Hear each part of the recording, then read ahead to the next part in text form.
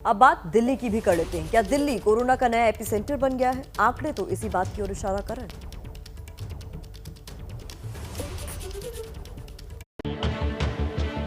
दिल्ली में फिर पुराना रिकॉर्ड टूट गया और नया रिकॉर्ड बन गया। ये हालात है देश की राजधानी दिल्ली के। देश में कोरोना की दूसरी लहर चल रही है, लेकिन राजधानी में ये चौथी और सबसे खतरनाक लहर है। दिल्ली में पिछले 24 घंटे में कोरोना के 13,468 नए मामले दर्ज हुए, जिनमें 81 लोगों की मौत हुई। संक्रमण दर भी 13.14% पर पहुंच गई है। दिल्ली के पिछले 3 दिनों के आंकड़े देखिए, जिसको देख डरना लाजमी है। दिल्ली में 11 अप्रैल को 10,774 केस, 12 अप्रैल को 11,491 केस, जबकि 13 अप्रैल को 13,468 केस आए हैं। दिल्ली में से पहले कभी 10,000 केस एक दिन में नहीं आए, लेकिन इस बार न सिर्फ ये लगातार 3 दिन से आ रहे हैं, बल्कि हर दिन बढ़ भी रहे हैं। क्या अब दिल्ली में लॉकडाउन लगेगा?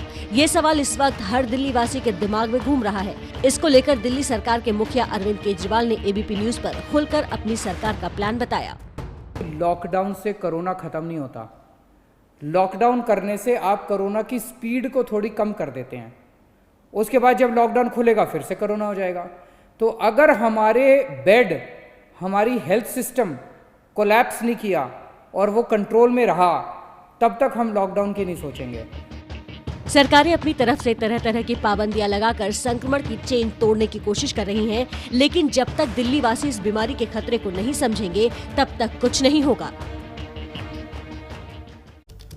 प्रतिमा, हमने महाराष्ट्र का जिक्र किया, दिल्ली की रिपोर्ट आपके सामने रखी, लेकिन वो राज्य जो घनत्व के लिहाज से सबसे महत्वपूर्ण है, जनसंख्या के लिहाज से सबसे बड़ा राज्य माना जाता है, उत्तर प्रदेश, वहां के क्या हालात हैं कोरोना को लेकर, आपको समझना चाहिए। उत्तर प्रदेश ये राज्य दुनिया के कई देशों से भी बड़ा है। इस राज्य की आबादी 24 करोड़ है, लेकिन यहाँ संक्रमण फैल गया है। कोरोना की जैसी रफ्तार इस वक्त यूपी ने पकड़ी है, उसने लखनऊ से लेकर दिल्ली तक हड़कंप मचा दिया। यूपी में पिछले 24 घंटों में कोरोना के 18,021 नए केस रिकॉर्ड किए गए। कोरोना से 85 लोगों की मौत भी हो गई। यूपी के बड़े शहरों के हालात बेहद खराब हो रहे हैं। यूपी के 4 बड़े शहरों के आंकड़ों को देखिए। लखनऊ में 5,382 केस, प्रयागराज में 1,856 केस, वाराणसी में 1,404 केस और कानपुर में 1,271 नए मामले पिछले 24 घंटे में दर्ज हुए। ये सही है कि संक्रमण बड़ी तेजी के साथ में बढ़ा है, और जो संक्रमण इतनी तेजी के साथ में बढ़ा है, उस पर काबू करने या उस पर चेन को तोड़ने में हमें मशक्कत करनी पड़ रही है। ये बात सही है, लेकिन इसका मतलब ये नहीं कि हम प्रयत्न नहीं कर रहे हैं। हमारे प्रयत्न पहले से कई गुना ज्यादा हो रहे हैं। राज्य के हालात ऐसे हैं कि सीएम योगी आदित्यनाथ ने भी खुद को आइसोलेट कर दिया है, क्योंकि सीएम ऑफिस के कई अधिकारी कर्मचारी संक्रमित हो गए हैं। अब देखिए बाकी राज्यों के क्या है हाल।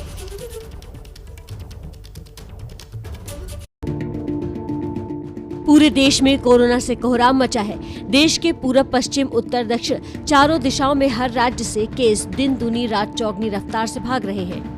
छत्तीसगढ़ में 15,121 केस, एमपी में 8,998 केस, कर्नाटक में 8,778 केस, केरल में 7,515 केस, गुजरात में 6,690 केस, तमिलनाडु में 6,984 केस, राजस्थान में 5,528 केस, आंध्र प्रदेश में 4,228 केस, चुनावी राज्य पश्चिम बंगाल में 4,817 केस, बिहार में 4,157 केस, हरियाणा में भी पहली बार पिछले 24 घंटों में 3,845 केस रिकॉर्ड किए। कोरोना से बचने के लिए 2 गज की दूरी के साथ मास्क पहनना जरूरी है, लेकिन दुर्भाग्य है कि लोग इसका पालन नहीं कर रहे और अपने साथ साथ लाखों लोगों की जिंदगी भी जोखिम में डाल रहे हैं। सरकार ने विदेशी वैक्सीन को लेकर एक बहुत बड़ा फैसला किया है, जो कोरोना संकट में थोड़ी राहत दे सकता है।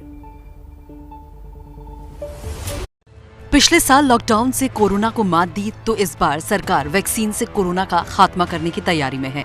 सरकार विदेशों में बने ऐसे टीकों के इस्तेमाल को मंजूरी देने वाली है, जिन्हें आपात इस्तेमाल की मंजूरी मिल चुकी है। फिलहाल दुनिया में 13 ऐसी वैक्सीन हैं, जिन्हें अलग अलग देशों में इस्तेमाल की मंजूरी मिल चुकी है। फाइजर, मॉडर्ना और जॉनसन एंड जॉनसन की वैक्सीन भारत में उपलब्ध हो सकती है। फिलहाल देश में कोरोना की 2 वैक्सीन, कोविशील्ड और कोवैक्सीन मौजूद है। रूस की वी स्पुतनिक वैक्सीन को भारत सरकार ने हाल ही में मंजूरी दी है। सरकार के नए फैसले से वैक्सीनेशन में आ रही अड़चनें दूर होंगी और देश कोरोना को जल्द से जल्द मात दे पाएगा। महाराष्ट्र में कोरोना को रोकने के लिए आखिरकार लॉकडाउन जैसी पाबंदी लगानी ही पड़ी।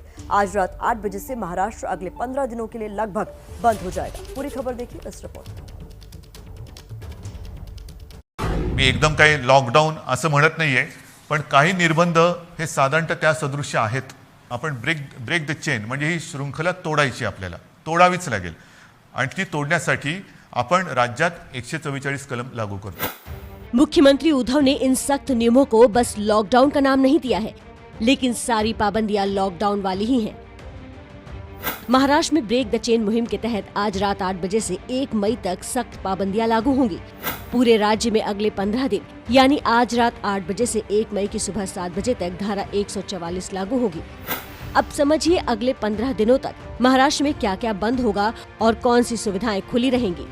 जरूरी सेवाओं को छोड़ अन्य दफ्तर बंद रहेंगे। थिएटर, ऑडिटोरियम, मनोरंजन पार्क, जिम, स्पोर्ट्स कॉम्प्लेक्स बंद रहेंगे। फिल्म और सीरियलों की शूटिंग बंद रहेगी। सभी धार्मिक स्थल, स्कूल, कॉलेज, प्राइवेट कोचिंग बंद रहेंगी। सभी धार्मिक, सामाजिक, सांस्कृतिक और राजनीतिक आयोजन भी बंद रहेंगे। टैक्सी, ऑटो समेत पब्लिक ट्रांसपोर्ट जारी रहेंगे। लोकल ट्रेन और बसों का इस्तेमाल केवल जरूरी सेवाओं वाले लोग ही कर सकेंगे। पेट्रोल पंप, एटीएम, बैंक खुले रहेंगे। कंस्ट्रक्शन काम जारी रहेंगे, लेकिन कंपनियां मजदूरों के रहने का इंतजाम साइट पर ही करेंगी। होटल और रेस्टोरेंट खुले रहेंगे, लेकिन केवल होम डिलीवरी और टेक अवे सेवा ही जारी रहेगी। अस्पताल, जांच केंद्र, vaccination centre, medical insurance, office, दवा कंपनियां और दुकानें खुली रहेंगी। सब्जियों, फलों, डेयरी, बेकरी और किराना की दुकानें खुली रहेंगी। तो महाराष्ट्र में कोरोना कैसे हाहाकार मचा रहा है, इसको मुख्यमंत्री उद्धव ठाकरे ने पूरे देश को बताया। महाराष्ट्र में कोरोना मरीजों के लिए ऑक्सीजन पर्याप्त नहीं है। ऐसे में उद्धव ने पीएम से बाकायदा अपील की है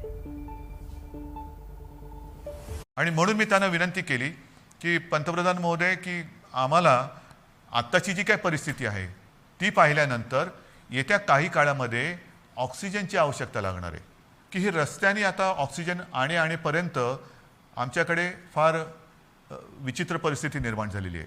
मला कल्पना नाही असं करता येणे शक्य आहे का। असेल तर आपल्याला लष्करी तज्ञांची मदत घेऊन जर हवाई वाहतुकीने आमच्याकडे ऑक्सिजन आणू शकलो आपण आणि आणू शकत असू तर कृपा करून आम्हाला नुसती परवानगी नाही तर एअरफोर्सला सांगून आम्हाला मदत करायचे तसे आदेश द्या। अब जानिए महाराष्ट्र में ऑक्सीजन की कितनी कमी है और उसकी वजह से कोरोना मरीजों को कितनी परेशानी हो रही है। महाराष्ट्र में 1200 मीट्रिक टन ऑक्सीजन उत्पादन हो रहा है। उत्पादन का 100% यानी पूरे 1200 मीट्रिक टन ऑक्सीजन कोरोना मरीजों के लिए इस्तेमाल हो रहा है। जानकारी के मुताबिक महाराष्ट्र में 35,000 मरीजों को फिलहाल ऑक्सीजन की जरूरत है। मुंबई की नाला सुपारा के एक अस्पताल में 7 लोगों की मौत हो गई। परिवार वालों ने आरोप लगाया कि ऑक्सीजन की कमी से मौत हुई, जबकि अस्पताल ने ऑक्सीजन की कमी से इनकार किया है। क्रिटिकल पेशेंट्स को ही हम injection remdesivir, injection tocilizumab, plasma therapy ये सब चीज़ें हम देते हैं और जो कि सब पेशेंट्स को लगभग बताया गया था और थोड़े बहुत पेशेंट्स को जिनको जैसे सुविधा हुई वैसे उनको दिया भी गया था, लेकिन उनकी बॉडी की प्रतिकार शक्ति कम होने के कारण और किसी पेशेंट्स की उम्र ज़्यादा होने के कारण, किसी पेशेंट्स को और जूनी बीमारी साथ में होने के कारण उनकी बॉडी से अच्छा रिस्पॉन्स नहीं आया और उन पेशेंट मरीजों की रिकवरी नहीं हुई। सच जो भी हो, लेकिन इतना तो तय है कि महाराष्ट्र में कोरोना बेकाबू हो गया है और मरीजों के इलाज में ऑक्सीजन की कमी जानलेवा साबित हो रही है। बात महाराष्ट्र की हो रही है तो जान लीजिए, पिछली बार लॉकडाउन में महाराष्ट्र से बहुत पलायन हुआ था। पिछली बार तैयारी भी कम थी और इंतजाम भी। इस बार उद्धव सरकार ने मदद के कई ऐलान किए हैं, जिसे जानना आपके लिए जरूरी है।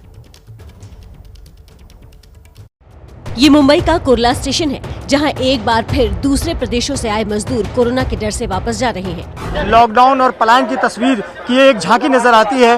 पिछली बार लॉकडाउन में जो लोग फंसे थे उन्हें लगता है कि अगर इस बार भी संपूर्ण लॉकडाउन हुआ तो एक बार फिर वो बुरी तरह फंस सकते हैं और इसीलिए लोकमान्य तिलक टर्मिनस, जहां से उत्तर भारत के लिए अधिकतर ट्रेनें जाती हैं, वहां यात्रियों की बहुत ज्यादा भीड़ नजर आ रही है। पूरे देश से महाराष्ट्र में सबसे ज्यादा मजदूर आते हैं और पिछली बार लॉकडाउन में उनके पलायन और दर्द को पूरे देश ने देखा। इस बार ऐसा ना हो, इसलिए महाराष्ट्र सरकार ने कुछ इंतजाम किए हैं। रजिस्टर्ड फेरी वालों को एक बार 1500 रुपए की मदद दी जाएगी। रियल एस्टेट मजदूरों को भी 1500 रुपए की मदद दी जाएगी। 7 करोड़ लोगों को 1 महीने तक 3 किलो गेहूँ और 2 किलो चावल मुफ्त दिया जाएगा। अगले 1 महीने 2 लाख शिव भोजन थाली मुफ्त में दी जाएगी। पहले 10 रुपए में ये थाली मिलती थी। निराधार योजना वाले 35 लाख लाभार्थी लाभार्थियों को 1,000 रुपए पेंशन पहले दे देंगे। पंजीकृत फेरी वालों को एक बार 1,500 रुपए की राशि उद्धव सरकार देगी। पंजीकृत रिक्शे वालों को भी एक बार 1,500 रुपए की मदद की जाएगी। पूरे महाराष्ट्र में जिला अधिकारियों को 3,000 करोड़ रुपए का फंड दिया गया है।